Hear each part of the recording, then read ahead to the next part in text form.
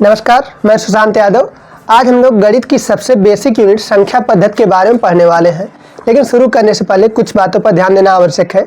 हम लोग read and digest method के अनुसार पढ़ेंगे। आपको रीड एंड डाइजेस्ट मेथड के अनुसार पढ़ना है। इसका क्या मतलब है कि जब आप वीडियो देख रहे हैं तो वीडियो देखने के साथ साथ आप इसको अपनी रफ कॉपी पर नोट करते चलेंगे, और जब आपने वीडियो देख लिया हो तो आप शांति से आधे घंटे 1 घंटे बैठ करके इसको रिवाइज करेंगे। लास्ट में हम लोग कुछ क्वेश्चन भी कराएंगे। आपको क्वेश्चन भी अटेम्प्ट करने हैं, जिससे आपको कॉन्सेप्ट को बेहतर तरीके से समझने में मदद मिलेगी। चलिए तो आइए शुरू करते हैं संख्या पद्धति, जिसमें हम संख्याओं के बारे में पढ़ते हैं। संख्याएँ कितने प्रकार की होती हैं, तो इसमें हम सबसे पहले संख्या पद्धति में जो हमारी संख्या प्रणाली है उसको समझने का प्रयास करते हैं। हमारे पास टोटल 4 तरह की संख्या प्रणालियां हैं। एक है हमारा बाइनरी नंबर सिस्टम, दूसरा ऑक्टल नंबर सिस्टम, इसके अलावा हमारे पास डेसिमल नंबर सिस्टम और हेक्साडेसिमल नंबर सिस्टम। कुल 4 तरह की अंक प्रणालियां हैं। तो अंक प्रणालियां कितनी है? 4 तरह की अंक प्रणालियां हैं, बाइनरी, ऑक्टल, डेसिमल और हेक्साडेसिमल। आइए इनको बारी बारी समझने का प्रयास करते हैं। बाइनरी नंबर सिस्टम, बाइनरी का क्या मतलब होता है? बाइनरी का मतलब 2 होता है। एक ऐसा नंबर सिस्टम, एक ऐसी संख्या प्रणाली जिसमें अंकों का आधार 2 होता है। इसका मतलब क्या है कि बाइनरी नंबर सिस्टम में कोई भी संख्या लिखने के लिए हम लोग केवल 2 अंकों का प्रयोग करेंगे। इसी वजह से इसको हम लोग 2 बेस नंबर सिस्टम भी बोलते हैं। 2 बेस नंबर सिस्टम, इसका मतलब द्विआधारीय अंक प्रणाली। अच्छा, वो 2 अंक कौन कौन से हैं उनकी बात कर लेते हैं। तो बाइनरी नंबर सिस्टम में 0 और 1 इन्हीं 2 अंकों का प्रयोग होता है। कोई भी संख्या लिखने के लिए हम केवल इन्हीं 2 अंकों का प्रयोग करेंगे, 0 और 1 का। अच्छा, कुछ लोगों को अंक और संख्या में फ़र्क नहीं पता होगा, जरा सा उसको देखते हैं। संख्या और अंक में क्या फ़र्क है? संख्या और अंक, आप सभी को पता है कि अंक यह संख्या है तो यह अंकों से ही मिलकर बना होता है, अंकों से मिलकर बनता है, अंकों से मिलकर बनता है। इसके अलावा अंक की बात करें तो अंक जो है आधार होते हैं, मतलब इन्हीं से सारी संख्याएं बनती हैं। ये सदैव इकाई में होते हैं। संख्या क्या है आपका? किसी भी यूनिट में हो सकता है, इकाई, दहाई, सैकड़ा, किसी में हो सकता है। लेकिन अंक क्या होगा? हमेशा इकाई में होगा, इकाई में होता है। ठीक है, जैसे कि मान लीजिए हम लिखते हैं, मान लीजिए 920 लिखते हैं, 920। तो 920 को हम क्या कहेंगे? यह अंक है या संख्या? अंक है या संख्या? तो हमारा क्या उत्तर सही हो जाएगा? ये संख्या है। 920 एक संख्या है। इसमें किन अंकों का प्रयोग हुआ या कितने अंक हैं? संख्या कितनी है? एक संख्या है। संख्या कितनी है? 920 एक संख्या है। लेकिन इसमें अंक कितने हैं? अंक 3 हैं। वो अंक कौन कौन से हैं? 9, 2 और 0। तो ये हमारे अंक और संख्या होते हैं, यानी अंकों से मिलकर संख्याएं बनती हैं। और अंक सदैव इकाई में होते हैं। हाँ, प्रत्येक अंक को भी हम एक संख्या बोल सकते हैं, लेकिन यही है कि प्रत्येक संख्या को हम अंक नहीं बोल सकते। क्लियर है बात? प्रत्येक अंक एक संख्या होती है, लेकिन प्रत्येक संख्या एक अंक नहीं बोला जा सकता है। ठीक है, क्योंकि संख्या में कई सारे अंक होते हैं। ठीक है, तो चलिए आते हैं अगले नंबर सिस्टम पे। बाइनरी को हमने देखा। बाइनरी में अंकों का आधार कितना था? 2 था। अंकों के आधार 2 होने के कारण इसको हमने क्या नाम दिया? 2 बेस नंबर सिस्टम, यानी कि द्विआधारीय अंक प्रणाली। वो 2 अंक कौन कौन से थे? 0 था और 1 था। कंप्यूटर, ध्यान देंगे एक बात कि कंप्यूटर जो गणनाएं करता है, कंप्यूटर की सारी गणनाएं बाइनरी नंबर सिस्टम के द्वारा की जाती हैं। ठीक है, तो कंप्यूटर में अगर आपसे पूछा जाए कि कंप्यूटर किस प्रणाली का उपयोग करता है, तो वह बाइनरी नंबर सिस्टम, बाइनरी अंक प्रणाली का उपयोग करता है। ठीक है, इसी को हम लोग 2 बेस नंबर सिस्टम बोलते हैं। क्यों बोलते हैं 2 बेस नंबर सिस्टम? क्योंकि इसमें अंकों का आधार 2 होता है। तो बाइनरी नंबर सिस्टम में अंकों का आधार 2 होता है।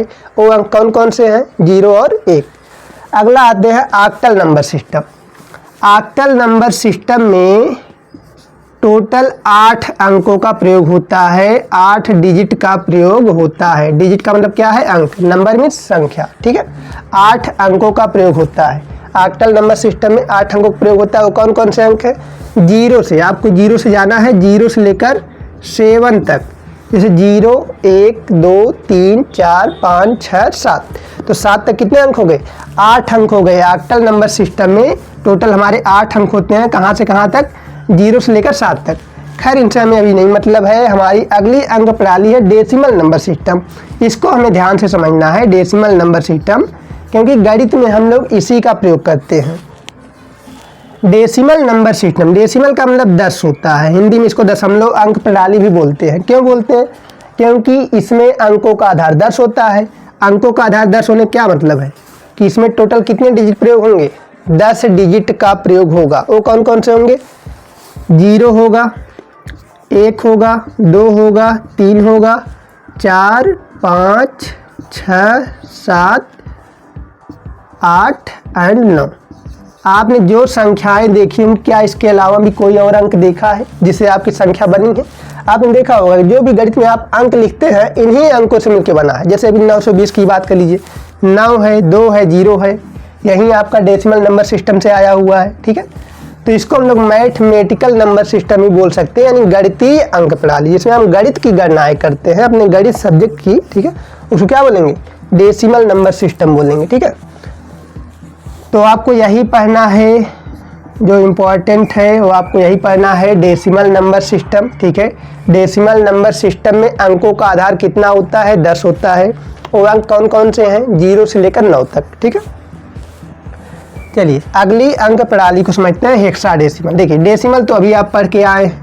हेक्सा का मतलब होता है 6, हेक्सा का मतलब 6 होता है, और डेसिमल का मतलब 10 होता है। टोटल कितने अंक हो गए? 10 यहाँ डेसिमल में, 6 हेक्सा के, हेक्सा डेसिमल बन गई हमारी। कितने अंक हैं? 16 अंक हैं। अब ध्यान देंगे कि हेक्सा डेसिमल अंक प्रणाली कैसे बनती है, इसमें 16 तक कैसे जाते हैं। इसमें 0 से लेकर 9 तक डेसिमल नंबर सिस्टम के अंक होते हैं। इसके बाद अल्फ़ाबेट होते हैं। ठीक है, इसके आगे के अंकों को दर्शाने के लिए इसमें अल्फ़ाबेट होते हैं। जैसे कि हमें अब मान लीजिए 10 को दर्शाना है, 11 12 13 14 और 15, इन अंकों को हमें दर्शाना है, तो इसके लिए हम अल्फ़ाबेट का प्रयोग करेंगे। अल्फ़ाबेट, अंग्रेजी के अल्फ़ाबेट कौन से होते हैं? जैसे 10 को हमें दर्शाना है, 10 को दर्शाने के लिए ए का प्रयोग किया जाएगा, 11 के लिए बी का, 12 के लिए सी, 13 का डी और 14 का ई एंड 15 क्या हो जाएगा? एफ हो जाएगा। इस तरीके से यहाँ 0 से 9 तक यानी टोटल 10 अंक होते हैं। कहाँ से? डेसिमल नंबर सिस्टम से। और बाकी 6 जो होते हैं वो अल्फ़ाबेट होते हैं, इंग्लिश के अल्फ़ाबेट होते हैं, इंग्लिश के अल्फ़ाबेट होते हैं। याद करना बहुत आसान है। 10 से आपको ए से पढ़ना है, 10 को ए, 11 को बी, 12 को सी, 13 को डी, 14 को ई और 15 को एफ से दर्शाते हैं। खैर हमको जो मुख्य रूप से समझना है वो डेसिमल नंबर सिस्टम समझना है। डेसिमल नंबर सिस्टम में कुल 10 अंक होते हैं। टोटल कितने अंक होते हैं? 10 अंक होते हैं। कौन कौन से? 0 1 2 3 4 5 6 7 8 और 9। ठीक है, यानी अगर आपसे अब हम गणित में बात करें कि गणित में कुल कितने अंक होते हैं? 10 अंक होते हैं। कौन कौन से होते हैं? 0 से लेकर 9 तक होते हैं। अब जो है हम अपनी संख्या पद्धति को शुरू करते हैं। संख्याएं कितने प्रकार की होती हैं, कितने प्रकार से संख्याओं को लिखा जा सकता है। तो संख्या पद्धति में सबसे पहले हम लोग प्राकृत संख्या को समझने का प्रयास करते हैं। प्राकृत संख्या क्या होती है? इंग्लिश में हम लोग बोलते हैं नेचुरल नंबर। प्राकृत संख्या क्या है? ऐसी संख्याएं जिनका प्रयोग हम लोग गणना में करते हैं, उसे क्या बोलते हैं? प्राकृत संख्या बोलते हैं। ठीक है, हम लोग क्या पढ़ रहे हैं अभी? प्राकृत संख्या बोल रहे हैं, यानी गणना में प्रयोग की जाने वाले अंक। जो भी संख्याएं हम गणना में प्रयोग करते हैं उन्हें हम लोग प्राकृत संख्या कहते हैं। प्राकृत संख्याएं आपकी जो है 1 से शुरू होती हैं। कहाँ शुरू होती हैं? 1 से, 1 2 3 4 5 इस तरीके से आगे जाती रहेंगी और आगे अनंत है, यानी कि जितनी आप गिनती हैं सारी प्राकृत संख्या होती हैं। इसमें स्पेशल क्या है? स्पेशल क्या है कि प्राकृत संख्या में शून्य को शामिल नहीं किया जाता है। किसको नहीं शामिल किया गया है? शून्य को शामिल नहीं किया गया है। क्यों नहीं किया गया? शून्य को शामिल नहीं किया जाता है, नहीं किया जाता है तो क्यों नहीं शामिल किया जाता है? शून्य को शामिल इस वजह से नहीं किया जाता है, कोई भी गणना शून्य से नहीं होती। अगर आप कहते हो किसी चीज़ को शून्य, इसका मतलब कुछ नहीं है। जैसे मान लीजिए 10 लड़कों को हमने लाइन में खड़ा कर दिया और अब कहा गिनती शुरू करो, तुम पहली गिनती क्या करोगे, 1 बोलोगे या शून्य बोलोगे? शून्य। शून्य का मतलब क्या है? जब कोई ना हो आप बोलोगे। मैंने कहा कितने लड़के थे, आपने कहा 0 आए थे, ठीक है, इसका मतलब कोई नहीं आया था, कोई गणना नहीं हुई है। लेकिन जब आप गणना करोगे, लाइन बाई लाइन लड़के खड़े हैं, आप उनको गिन रहे हो, गिनती कर रहे हो, तो गिनती शुरुआत कहाँ से होगी? 1 से होगी। और प्राकृत संख्या में परिभाषा में कह रहा है कि गणना में प्रयोग किए जाने वाले अंक क्या कहते हैं हम लोग? प्राकृत संख्या कहते हैं, नेचुरल नंबर कहते हैं। इस वजह से यहाँ शून्य को शामिल नहीं किया जाता है। संख्या पद्धति में अगला पॉइंट हमारा आता है पूर्ण संख्याओं का। पूर्ण संख्याएं, पूर्ण संख्याएं क्या हैं? जब प्राकृत संख्याओं के क्रम में शून्य को शामिल कर लेंगे। यहाँ स्पेशल था कि शून्य को शामिल नहीं किया गया था। अब जब हम शून्य को शामिल कर लेंगे तब हमारी सारी संख्याएं क्या कहलाएंगी? पूर्ण संख्याएं कहलाएंगी, ठीक है। पूर्ण संख्याएं, पूर्ण संख्या, इंग्लिश में इसको बोलते हैं होल नंबर। पूर्ण संख्या, इसमें अगर इसका एक डिफिनेशन लिखना चाहें, डिफिनेशन क्या हो जाएगा? सिंपल सा कि सबसे पहले भाई शून्य होगा, उसके बाद सारी की सारी प्राकृत संख्याएं होंगी। शून्य और प्राकृत संख्याएं जब साथ में शामिल की जाती हैं, एक साथ लिखी जाती हैं, तो उन्हें क्या बोलेंगे हम लोग? पूर्ण संख्या बोलेंगे, ठीक है। यानी इसका अगर एग्जाम्पल हो गया, हमारा एग्जाम्पल अगर लेना हो तो हम शून्य से शुरुआत करेंगे। 0, 1, 2, 3, 4 और ये भी हमारा जो है अनंत तक जाएगा। आई बात समझ में? पूर्ण संख्या में क्या है? जब हमने प्राकृत संख्याओं के साथ शून्य को शामिल कर लिया तो सारी संख्याएं क्या कहला रही हैं? पूर्ण संख्या कहला रही हैं, होल नंबर कहला रही हैं। अच्छा, अभी भी हमारी जो गणनाएं थी उसमें कुछ अधूरी बातें हैं, ठीक है। जैसे कि मान लीजिए हमने लिखा 5 रुपये, 5 रुपये। अब सपोज डेट सिर्फ हमें इतना लिख करके बताना हो कि ये 5 रुपये किसके हैं, हमारे हैं या हमने किसी से मांगा हुआ है, किसी ने हमें कर्ज दिया है। ये कैसे पता चलेगा कि आपका पैसा है या किसी और का है, ठीक है। तो इसके लिए हमें अभी यहाँ कुछ कमियाँ थी कि जो भी संख्या लिखी होती थी वो केवल धनात्मक में होती थी। कैसी होती थी? धनात्मक। जो भी प्राकृत संख्या आपकी थी, जो भी पूर्ण संख्या थी, धनात्मक होती थी, ठीक है, धनात्मक होती थी। ऋणात्मक नाम की चीज़ नहीं थी। इसके बाद हमने जो है अपने कर्ज को दर्शाने के लिए ऋणात्मक चिन्ह का प्रयोग किया और संख्याओं को नाम दिया ऋणात्मक संख्याएं।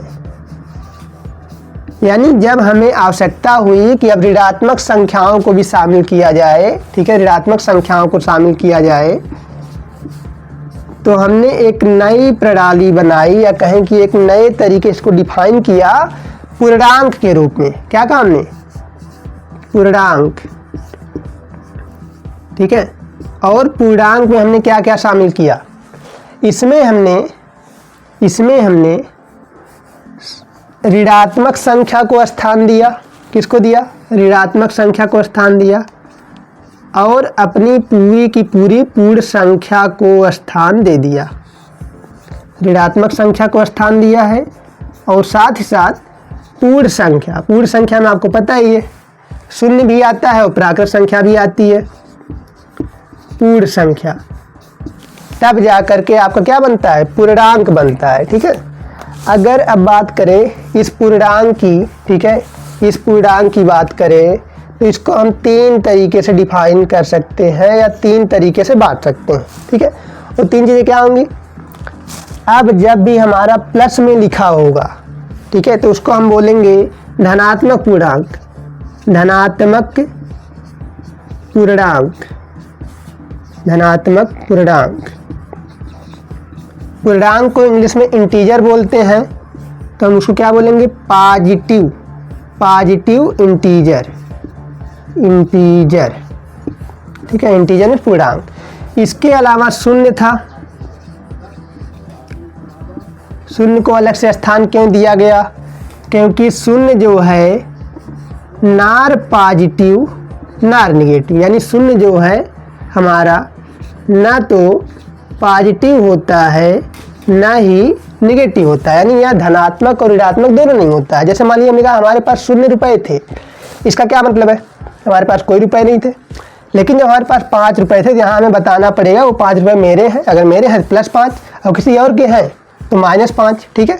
लेकिन शून्य का क्या मतलब, मेरे पास पैसे ही नहीं है तो मैं धनात्मक या ऋणात्मक क्या कहूँगा, कुछ नहीं कहूँगा। इस वजह से शून्य जो होता है वो ना ही धनात्मक होता है ना ही ऋणात्मक होता है, ठीक है। तो धनात्मक और ऋणात्मक पूर्णांक, पूर्णांक आपके मेनली 2 तरीके के हैं, साथ ही साथ तीसरा शून्य भी उसमें शामिल है।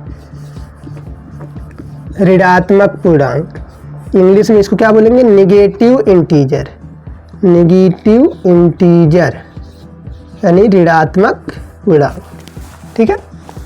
एग्जाम्पल ले लेते हैं सबका एक एक, जैसे कि वहाँ अभी +5 लिखा था, तो +5 क्या है हमारा, एक पॉजिटिव इंटीजर है, इसका मतलब धनात्मक पूर्णांक है।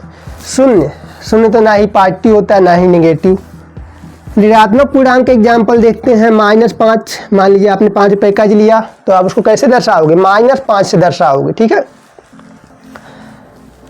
अब शून्य देख रहे हैं पूर्णांक में भी आया है, पूर्ण संख्या में आया है, तो शून्य को हम क्या कहें, पूर्ण संख्या कहें या पूर्णांक कहें। देखिए स्पेशल तो शून्य पहली बार आता है पूर्ण संख्या में। अगर कोई आपसे पूछे शून्य क्या है तो आप बताएंगे पूर्ण संख्या है, लेकिन पूर्णांक भी है, अगर वो पूर्णांक कहता है तो आप बताएंगे हाँ वह पूर्णांक भी है। स्पेशल यहाँ क्या है कि शून्य एक प्राकृत संख्या नहीं है। शून्य क्या नहीं है, शून्य एक प्राकृत संख्या नहीं है। अब हम शून्य और धनात्मक तथा ऋणात्मक पूर्णांकों के बीच संबंध को समझने का प्रयास करते हैं। तो सबसे पहली बात आप ध्यान देंगे कि सभी धनात्मक पूर्णांक, क्या बात हो रही है, सभी धनात्मक पूर्णांक, सभी धनात्मक पूर्णांक शून्य से बड़े होते हैं। सभी धनात्मक पूर्णांक शून्य से बड़े होते हैं। जैसे मान लीजिए आपके पास 5 रुपये था, आपने उसको +5 से दर्शाया था, ठीक है। आपके पास 5 रुपये था, आपने उसको +5 से दर्शाया, तो आपके पास पैसे थे। शून्य का मतलब कुछ नहीं, तो कुछ नहीं से तो अच्छा है कि आपके पास 5 रुपये हैं, तो धनात्मक पूर्णांक आपके शून्य से बड़े होते हैं। वहीं ऋणात्मक पूर्णांक, ऋणात्मक पूर्णांक जो होते हैं ये आपके शून्य से छोटे होते हैं। आपने कहा छोटे कैसे हो गए, मेरे पास 5 रुपये तो हैं, भले ही मैंने किसी से मांगा है। अरे भाई मांगा है, आपका तो पैसा नहीं है, कर्ज लेने से अच्छा है कि आपके पास पैसा ही नहीं रहे, ठीक है।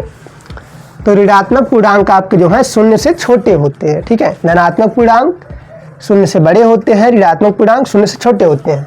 अब अगर एक प्रॉपर क्रम में लगाना हो, ठीक है, इसका पूरा क्रम पूछा जाए, तीनों का किस क्रम में लगेगा, आप देख रहे हो आरोही क्रम में, मान लीजिए हमको लगाना है आरोही क्रम में, ठीक है।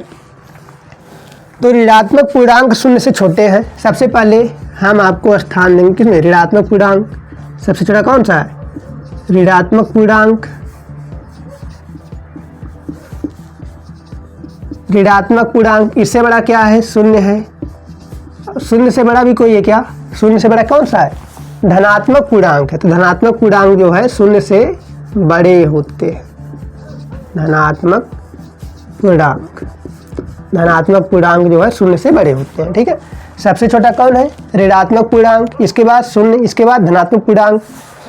अच्छा, अब मन में सवाल उठ रहा होगा कि ऋणात्मक पूर्णांक और धनात्मक पूर्णांक में कौन बड़ा है। अरे सीधी सी बात है, लिखा हुआ है धनात्मक पूर्णांक सबसे बड़े हैं, इसका मतलब ऋणात्मक पूर्णांक और शून्य दोनों ही धनात्मक पूर्णांक से छोटे हैं, ठीक है।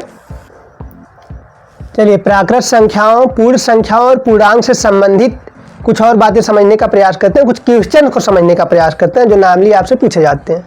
अगर कोई आपसे पूछता है कि सबसे छोटी प्राकृतिक संख्या, तो प्राकृतिक संख्याओं की शुरुआत कहाँ से हुई थी, 1 से हुई थी, तो सबसे छोटी प्राकृतिक संख्या क्या हो जाएगी, 1 हो जाएगी। और अगर पूछा जाए सबसे बड़ी प्राकृतिक संख्या, देखिए सबसे बड़ी प्राकृतिक संख्या नहीं ज्ञात की जा सकती। क्यों नहीं ज्ञात की जा सकती, आगे आपने अनंतता का चिन्ह लगाया था, यानी प्राकृतिक संख्याओं का कहीं अंत नहीं होता है। जैसे कि मान लो एक संख्या कल्पना करो, 1 लाख, कल्पना कर लिया, 1 लाख कल्पना करना ही बहुत बड़ी बात है। 1 लाख रुपए बहुत बड़ी चीज़ होती है, ठीक है, 1 लाख। अब अगर आपसे पूछे कि क्या इससे भी ज़्यादा कुछ होता है, हाँ इससे भी ज़्यादा होता है, 1 लाख 1, तो प्राकृतिक संख्याओं का कहीं अंत नहीं होता है, इस वजह से सबसे बड़ी प्राकृतिक संख्या नहीं ज्ञात की जा सकती है। तो आप क्या बता सकते हो, सबसे छोटी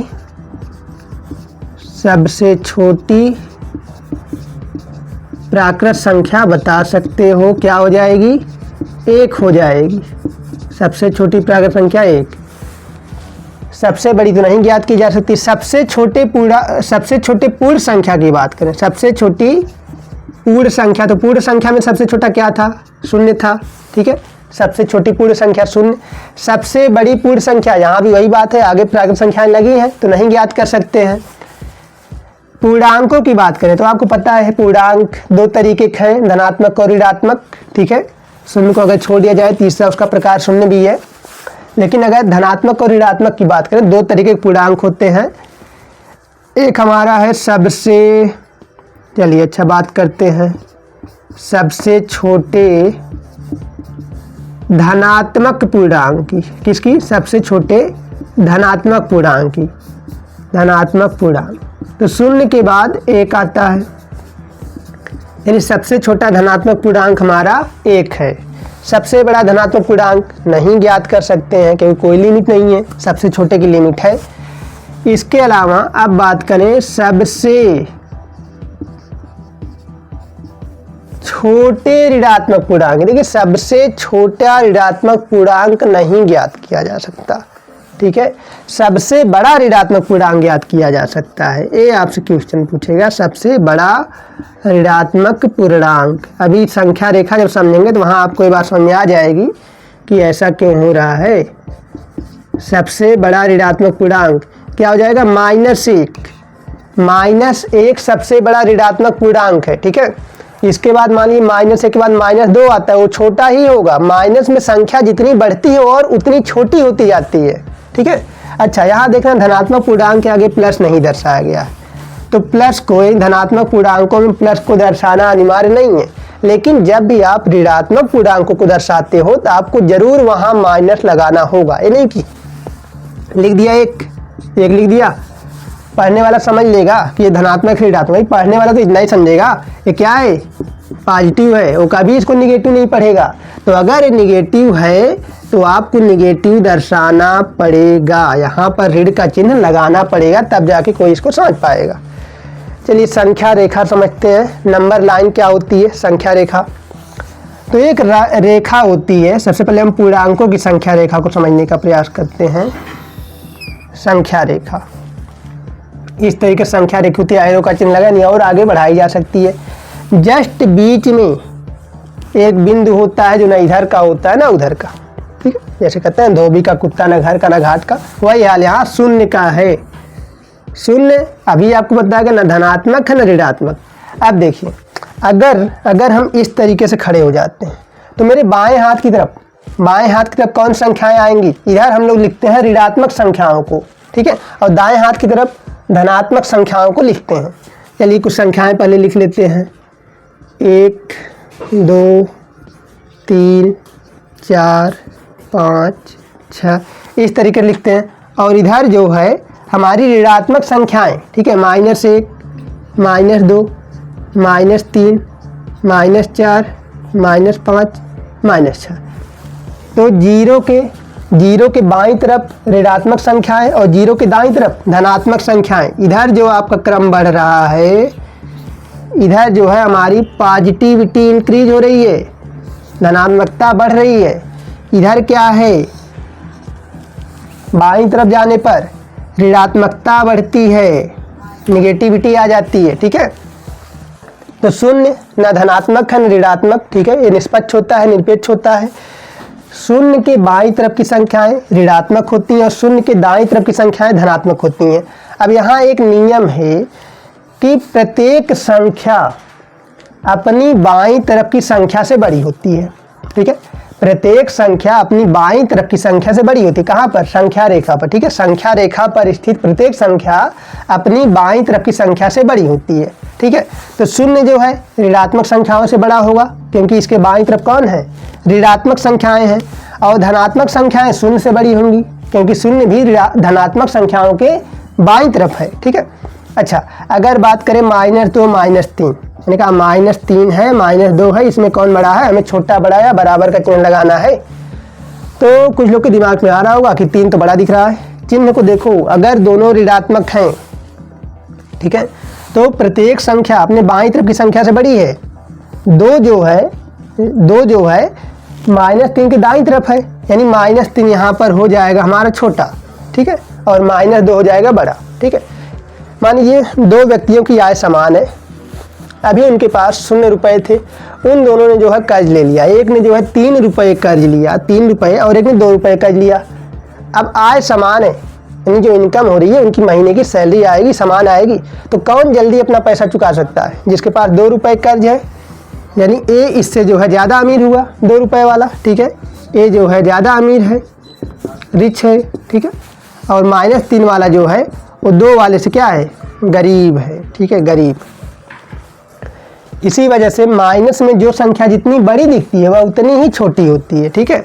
हाँ, तो प्रत्येक संख्या अपने बाईं तरफ की संख्या से सदैव बड़ी होती है, या इसी को कह दें कि प्रत्येक बाईं तरफ स्थित प्रत्येक संख्या अपनी दाईं तरफ की संख्या से छोटी होती है, ठीक है। आज समझ में, यह 0 है तो आप देख रहे हैं 0 बीच में, धनात्मक संख्याएं यहाँ पर है और 0 जो है इसके बाईं तरफ है, तो 0 जो है छोटा होगा, ठीक है। 0 के बाईं तरफ ऋणात्मक संख्याएं, तो ऋणात्मक संख्याएं 0 से छोटी होंगी। अब इस आधार पे अगर इस संख्या रेखा को देख के हम कुछ कहें तो क्या कह सकते हैं? पहली लाइन तुमने बोल दी कि प्रत्येक संख्या रेखा पर जो भी संख्या स्थित होती है, प्रत्येक संख्या अपनी बाईं तरफ की संख्या से सदैव बड़ी होती है। इस आधार पे हम कह सकते हैं कि 0 जो है ऋणात्मक पूर्णांक से बड़ा होता है और धनात्मक पूर्णांक से छोटा होता है। ऋणात्मक पूर्णांक और धनात्मक पूर्णांक में अगर तुलना करें तो धनात्मक पूर्णांक सदैव बड़े होंगे, क्योंकि ये दाईं तरफ हैं, बाईं तरफ वाले हमेशा छोटे होते हैं, ठीक है। चलिए आगे हम लोग परिमेय संख्याओं को समझते हैं। परिमेय संख्याएं क्या हैं?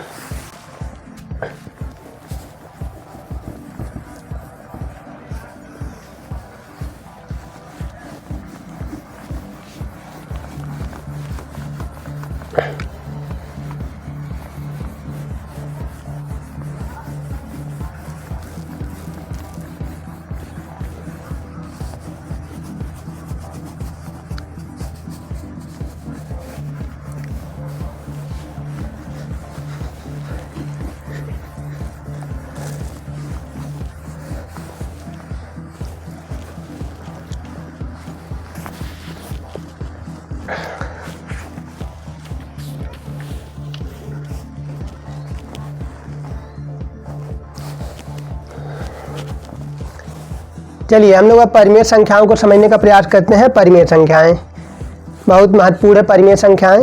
परिमेय संख्याएं ऐसी संख्याएं जिन्हें हम p/q के रूप में लिख सकते हैं। p/q का क्या मतलब है? अंश और हर के रूप में लिख सकते हैं, ठीक है। यानी जितनी भिन्न होती हैं सब आपकी परिमेय होती हैं, और जिन्हें भिन्न के रूप में लिखा जा सकता है वो भी परिमेय होती हैं, ठीक है। परिमेय संख्याएं क्या हैं? परिमेय संख्याएं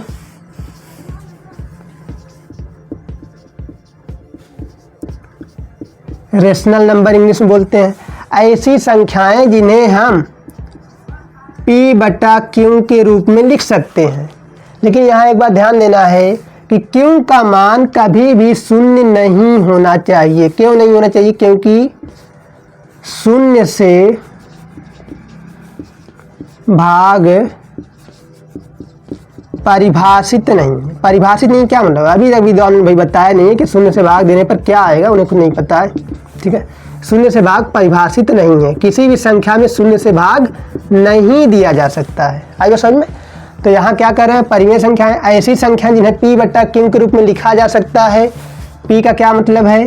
अंश, और q का क्या मतलब है? हर, या इसी को कहें भाज्य और भाजक, ठीक है। तो 0 जो है कभी भी भाजक नहीं हो सकता है। इसका मतलब 0 से भाग हम नहीं दे सकते हैं, क्योंकि 0 से भाग परिभाषित नहीं है अभी तक, ठीक है। इसके कुछ एग्जाम्पल लेते हैं, जैसे कि 7/3 अंश और हर के रूप में लिखा हुआ है, +2, मान लीजिए 2 लिखा है जिसको हम +2 बोल सकते हैं, ठीक है।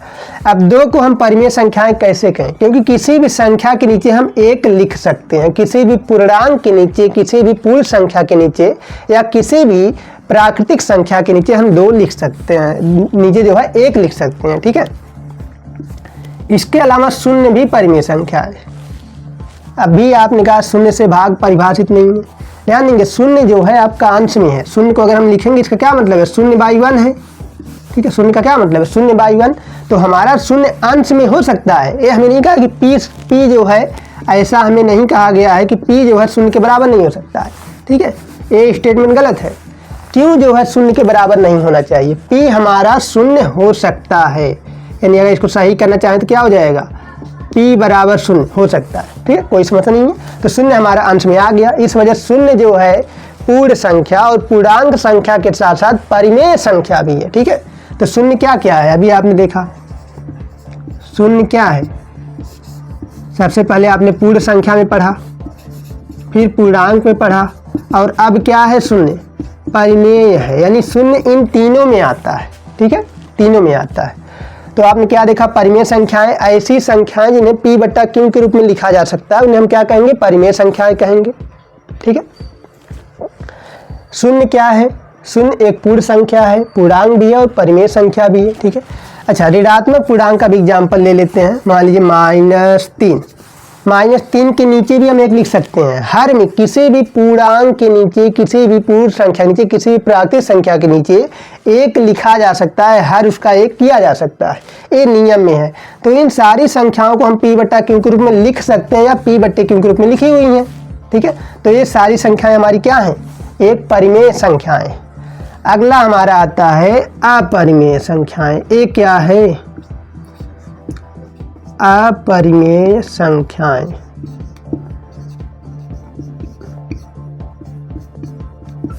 अपरिमेय संख्याएं ऐसी संख्याएं जिन्हें p बट्टा q के रूप में नहीं लिखा जा सकता, नहीं लिखा जा सकता, p बट्टा q के रूप में लिखा ही नहीं जा सकता। तो यहाँ भाई q बराबर शून्य होगा कि नहीं होगा इसकी तो बातें नहीं आती है, क्योंकि इसको p बट्टा q के रूप में लिखा ही नहीं जा सकता है। इसके भी कुछ एग्जाम्पल ले लेते हैं। पाई, गणित में एक चीज़ होती है पाई, ठीक है। पाई जो हमारा एक अपरिमेय संख्या है। इसके अलावा ऐसी संख्या जिसका वर्गमूल ना निकलता, जैसे कैडिम 2 है, 2 का आप वर्गमूल नहीं निकाल सकते, पूरा पूरा जो है वर्गमूल नहीं निकाल सकते, ठीक है। तो वह भी हमारी अपरिमेय होती है, ठीक है। इसके अलावा जो है मान लीजिए कैडिम 5 ले लेते हैं। एक यूलर नंबर होता है जिसको हम ई से दर्शाते हैं, यह भी हमारा अपरिमेय संख्याएं होता है। परिमेय और अपरिमेय की पहचान हम लोग विस्तृत रूप से अगले वीडियो में करेंगे। ये अपने आप में एक बहुत बड़ा टॉपिक है, कैसे पहचाना जाए कौन संख्या परिमेय है कौन सी अपरिमेय। अभी आप जानिए कि ऐसी संख्याएं जिन्हें p बट्टा q के रूप में लिखा जा सकता है उन्हें हम क्या कहेंगे, परिमेय संख्याएं कहेंगे। और ऐसी संख्याएं जिन्हें p बट्टा q के रूप में लिखा ही नहीं जा सकता उन्हें क्या कहेंगे, अपरिमेय संख्याएं कहेंगे। अच्छा, अब इन सभी जो भी अब तक आपने पढ़ा है, या यहाँ पे कहें कि परिमेय और अपरिमेय, क्योंकि परिमेय में आपकी प्राकृतिक संख्या, पूर्ण संख्या, पूर्णांक सब कुछ आ गया, ठीक है। तो सभी संख्याओं को मिला करके हमारा बनता है वास्तविक संख्याएं, यानी जो अब तक आप पढ़ रहे थे यही पढ़ रहे थे, वास्तविक संख्या। कोई भी संख्या होती है एक वास्तविक संख्या ही होती है, चाहे वो परिमेय हो, अपरिमेय हो, पूर्ण संख्या हो, पूर्णांक संख्या हो, धनात्मक हो, ऋणात्मक हो, शून्य हो, या कहें कि प्राकृत संख्या हो, सारी संख्याएं आपकी वास्तविक संख्याएं कहलाती हैं। और यहाँ पे अब हम यहाँ तक आ चुके हैं, बोल सकते हैं कि परिमेय और अपरिमेय संख्याओं को मिलाकर क्या बनता है, हमारा वास्तविक संख्या बनता है, ठीक है। चलिए एक ग्राफ बनाते हैं जिससे ये चीज़ आपको ज़्यादा अच्छे समझ में आए, कैसे हम लोग वास्तविक संख्या तक पहुँचे, ठीक है। चलिए हम लोग ग्राफ को डिजाइन करते हैं, उस ग्राफ को हम नीचे से डिजाइन करेंगे, ठीक है, ताकि ऊपर तक जाते जाते हम वास्तविक संख्याओं पर पहुंच सकें। सबसे पहले आपने क्या देखा था कि आपके पास प्राकृत संख्या थी, गणना में प्रयोग किए जाने वाले अंकों को हमने क्या कहा था, प्राकृत संख्या। प्राकृत संख्याओं के साथ आपने शून्य को शामिल किया, प्राकृत संख्याओं के साथ आपने शून्य को शामिल किया, ठीक है। अच्छा, यहाँ प्राकृत संख्या पे ध्यान देंगे कि जो है समतुल्य होती हैं किसके, ये जो है आपका समतुल्य का निशान है, पॉजिटिव इंटीजर के आगे आप अभी इंटीजर पढ़ने वाले हो तो इसको आपको समझना है कि पॉजिटिव इंटीजर प्राप्त, यानी पॉजिटिव के साथ साथ शून्य को शामिल किया तो आपका क्या बना, पूर्ण संख्या बना। ठीक है, पूर्ण संख्या, पूर्ण संख्या। पूर्ण संख्या में जब आपने ऋणात्मक संख्याओं को शामिल किया, ऋणात्मक संख्या को, पूर्ण संख्या में हमने क्या शामिल किया था, ऋणात्मक संख्या, तो हमारा क्या बना था, पूर्णांक बना था, पूर्णांक बना था। पूर्णांक यानी जो दशमलव में ना लिखा हो, भिन्न के रूप में ना लिखा हो, उसे हम लोग पूर्णांक बोलते हैं। साथ ही साथ आपने भिन्न यानी ऐसी संख्याएं जो p बट्टा q के रूप में लिखी जा सकती हैं, भिन्न और पूर्णांक को एक साथ शामिल कर दिया तो आपका क्या बन गया, परिमेय संख्याएं बन गई, परिमेय संख्याएं बन गई। और परिमेय के साथ साथ आपने अपरिमेय को शामिल किया, परिमेय के साथ साथ आपने अपरिमेय को शामिल किया तो आपका क्या बन गया, आपका बन गया वास्तविक संख्या, वास्तविक संख्या। ठीक है, परिमेय के साथ साथ आपने जो है अपरिमेय को शामिल कर लिया, वास्तविक संख्या। यानी ये टोटल जो संख्याएं होती हैं सब मिला जुला करके किसके अंतर्गत आती हैं, वास्तविक संख्याओं के अंतर्गत आती हैं। इस ग्राफ को अगर आप एक दो बार डिजाइन कर लेंगे तो आपको जो है बेहतर तरीके से समझ में आ जाएगा। धनात्मक संख्याएं कहाँ हैं, तो धनात्मक संख्याएं भाई प्राकृत संख्या जो थी आपकी धनात्मक संख्याओं के ही समतुल्य थी। आपसे पूछा भी जाता है कि जो धनात्मक संख्याएं होती है किसके समतुल्य हैं, प्राकृत संख्याओं के समतुल्य हैं। जो प्राकृत संख्या होती है वो आपकी धनात्मक ही होती है। ठीक है, वहाँ शून्य भी नहीं होता है, प्राकृत संख्याएं सारी आपकी धनात्मक है। चलिए अब हम कुछ क्वेश्चंस कर लेते हैं, बारी है अब प्रश्न कराने की। ठीक है, क्योंकि प्रश्न कराए जाएंगे कॉन्सेप्ट जो है ज़्यादा बेहतर तरीके से समझ में आएगा। तो पहला क्वेश्चन है कि किस अंक का प्रयोग गणना में नहीं होता है। ऑप्शन है प्राकृत संख्या, 0, 2, 1। ठीक है, अभी आपने पढ़ा था कि किस संख्या का गणना में प्रयोग नहीं होता है, 0 को प्राकृत संख्याओं में शामिल नहीं किया गया था। ठीक है, आपने कहा था प्राकृत संख्याएं ऐसी संख्याएं हैं जिनका प्रयोग हम लोग कहाँ करते हैं, गणना में करते हैं, और 0 जो है प्राकृत संख्या में शामिल नहीं था, यानी 0 का प्रयोग जो है गणना में नहीं होता है। आपका सही आंसर क्या हो जाता है, ऑप्शन नंबर 2 यानी 0। ठीक है, अगला सवाल है कुछ समीकरण के रूप में दिया हुआ है, इक्वेशन है कि ऋणात्मक पूर्णांक और धनात्मक पूर्णांक बराबर पूर्ण संख्या, यानी इसमें सत्य कथन की पहचान करना है। कौन सा कथन जो है सत्य है। ठीक है, ऋणात्मक पूर्णांक और धनात्मक पूर्णांक को मिला के पूर्ण संख्या बनता है। एक कथन तो टोटली गलत लग रहा है, क्योंकि पूर्ण संख्या में 0 होता है और पॉजिटिव इंटीजर होते हैं। ठीक है, 0 होता है और पॉजिटिव इंटीजर होते हैं, वहाँ पर जो है ऋणात्मक पूर्णांक नहीं होते हैं। अगला है 0 प्लस ऋणात्मक पूर्णांक पूर्ण संख्या, ये ऑप्शन भी गलत है, पूर्ण संख्या में ऋणात्मक संख्याएं नहीं आती हैं। अगला है 0 प्लस प्राकृत संख्या बराबर पूर्ण संख्या, ए ऑप्शन आपका सही है। देख रहे हैं यहाँ पे 0 प्लस प्राकृत संख्या बराबर पूर्ण संख्या। ठीक है, 0 और प्राकृत संख्याओं को मिला क्या बनता है, पूर्ण संख्या बनता है। अगला ऑप्शन है उपरोक्त में से कोई नहीं, ये तो होगा नहीं क्योंकि आपको आंसर मिल चुका है, तो यहाँ आपका ऑप्शन नंबर 3 सही होता है।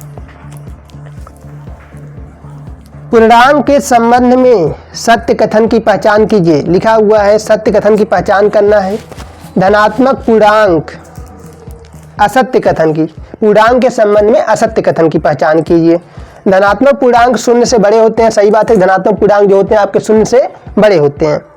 ऋणात्मक पूर्णांक 0 से छोटे होते हैं, ये भी सही है आपका। ऋणात्मक पूर्णांक छोटा होता है 0 से, और 0 छोटा होता है धनात्मक पूर्णांक से, ये ऑप्शन भी आपका सही है। क्रम में हम लोगों ने यही देखा था, क्रम जब हम लोग हल कर रहे थे यहाँ पे इसको क्रम में लगा रहे, यही देखा था, ऋणात्मक पूर्णांक उससे बड़ा कौन था, 0 था, उससे बड़ा कौन था, धनात्मक पूर्णांक। अगला है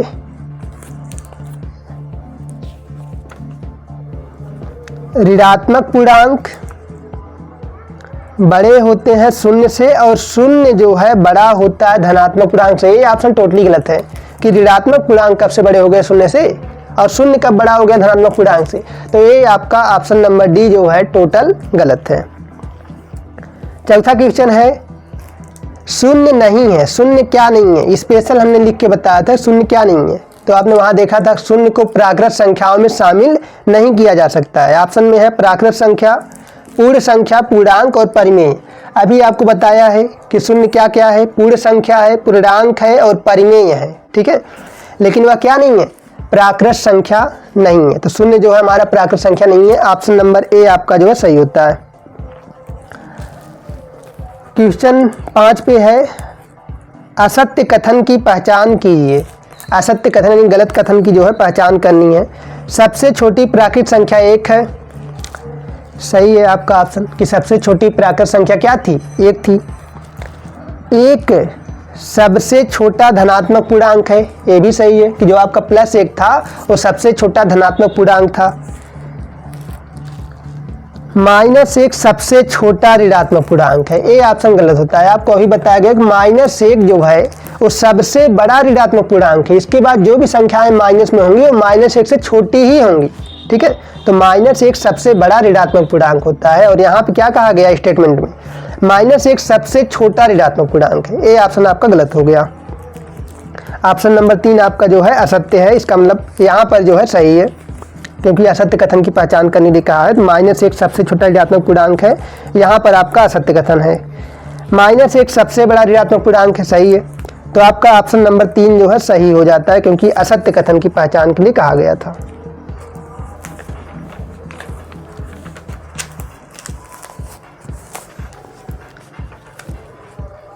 क्वेश्चन नंबर 6 है सत्य कथन की पहचान कीजिए। ऋणात्मक पूर्णांक 0 से बड़े होते हैं, गलत है। ऋणात्मक पूर्णांक 0 से छोटे होते हैं, तो यह कथन आपका सत्य नहीं है। 0 सबसे छोटा पूर्णांक है, ये भी गलत है, क्योंकि 0 से छोटे भी पूर्णांक है हमारे पास जिन्हें हम ऋणात्मक पूर्णांकों के नाम से जानते हैं। अच्छा, धनात्मक पूर्णांक 0 से छोटे होते हैं, यह ऑप्शन भी आपका गलत है, असत्य कथन है। जबकि हमें सत्य कथन की पहचान के लिए कहा गया है 0 ऋणात्मक पूर्णांकों से बड़ा तथा धनात्मक पूर्णांकों से छोटा होता है। ये ऑप्शन आपका सही है कि 0 जो है वो निगेटिव इंटीजर से जो होता है बड़ा होता है, जबकि पॉजिटिव इंटीजर से छोटा होता है। तो ऑप्शन नंबर 4 आपका सत्य कथन पे जाता है, यानी सही ऑप्शन है आपका। गलत कथन की पहचान कीजिए। गलत कथन की पहचान करने के लिए कहा हुआ है, कह रहा है 0 छोटा है 200 से। ये तो आपका सत्य है कि 200 से छोटा होगा, क्योंकि 200 एक पॉजिटिव इंटीजर है और 0 जो होता है या 0 जो होता है वो पॉजिटिव इंटीजर से छोटा होता है। इसके बाद है 0 बड़ा है -200 से, ये भी सही है कि ऋणात्मक पूर्णांकों से बड़ा होता है। अभी तक आपका 200 प्लस में था तो वहाँ 0 छोटा था, लेकिन अब 200 माइनस में आ गया तो यह 0 से छोटा होगा। ये ऑप्शन आपका गलत नहीं है, यानी कि सत्य कथन है। -200 छोटा है +200 से, सही बात है कि ऋणात्मक पूर्णांक धनात्मक पूर्णांकों से क्या होते हैं, छोटे होते हैं। इसके बाद कह रहा है कि +200 छोटा है -200 से, ये आपका गलत कथन है, क्योंकि +200 एक पॉजिटिव इंटीजर है, जबकि -200 एक निगेटिव इंटीजर है, ऋणात्मक पूर्णांक है। ऋणात्मक पूर्णांक जो होते हैं वो धनात्मक पूर्णांकों से छोटे होते हैं, जबकि कथन में क्या दिखाया गया है कि ऋणात्मक पूर्णांक जो है धनात्मक पूर्णांक से बड़ा होता है, ऐसा दिखाया गया है। इस वजह से यह आपका गलत कथन है, यानी यही आपको पहचानना था। ऑप्शन नंबर डी आपका सही हो जाता है। क्वेश्चन नंबर 8 पे कह रहा है कौन सी परिमेय संख्या नहीं है। कौन सी परिमेय संख्या नहीं है, 2 एक पूर्णांक है। सभी पूर्णांक परिमेय संख्या होते हैं, क्योंकि सारे पूर्णांकों के नीचे आपको हर के रूप में 1 लिखने की छूट होती है, आप 1 वहां लिख सकते हो। तो 2 आपका जो है ये परिमेय संख्या है, जबकि पूछा है कौन सा परिमेय संख्या नहीं है। ऑप्शन नंबर 2 पे है 2/3, ये तो सीधा p/q के रूप में लिखा हुआ है। परिमेय संख्याओं की यही परिभाषा थी कि ऐसी संख्याएं जिन्हें p/q के रूप में लिख सकते हैं उन्हें क्या कहते हैं, परिमेय कहते हैं। तो 2/3 आपकी जो है परिमेय संख्या हो गई। अगले ऑप्शन में पाई, देखिए पाई जो है यही आपके परिमेय है। स्पेशल उदाहरण है किसका, अपरिमेय संख्या का, पाई। क्योंकि पाई को जो है कभी भी आप पाई या बटे में नहीं लिख सकते हैं, ठीक है। पाई बटा 2, पाई बटा 1 कुछ भी नहीं आप लिख सकते हो, ठीक है। तो पाई जो है अपरिमेय संख्या का सबसे प्रमुख उदाहरण है। तो कौन सी परिमेय संख्या नहीं है? पाई आपका सही हो जाता है। पाई एक परिमेय संख्या नहीं है क्योंकि तो अपरिमेय है ना। अगला आपका शून्य है। शून्य परिमेय संख्या है। आपको अभी स्पष्ट किया गया है कि शून्य अंश में हो सकता है। नियम जो कहता है कि हर में नहीं हो सकता, यानी क्यू बराबर शून्य नहीं हो सकता, लेकिन पी बराबर शून्य के लिए तो नहीं कहा गया है। इसका मतलब क्या है? पी बराबर शून्य हो सकता है, ठीक है। तो ऑप्शन नंबर 4 आपका परिमेय है। पूछा था हमसे कौन सी परिमेय संख्या नहीं है। ऑप्शन नंबर 3 पे पाई है, जो कि हमारा परिमेय संख्या नहीं है क्योंकि पाई एक अपरिमेय संख्या है। तो आज के लिए इतने ही क्वेश्चन थे। कल हम लोग जो है परिमेय और अपरिमेय संख्याओं के बारे में विस्तृत रूप से पढ़ेंगे, उनको पहचानना सीखेंगे। कैसे हम पहचानेंगे कौन सी संख्या परिमेय है और कौन सी संख्या अपरिमेय है। चलिए मिलते हैं नेक्स्ट वीडियो में।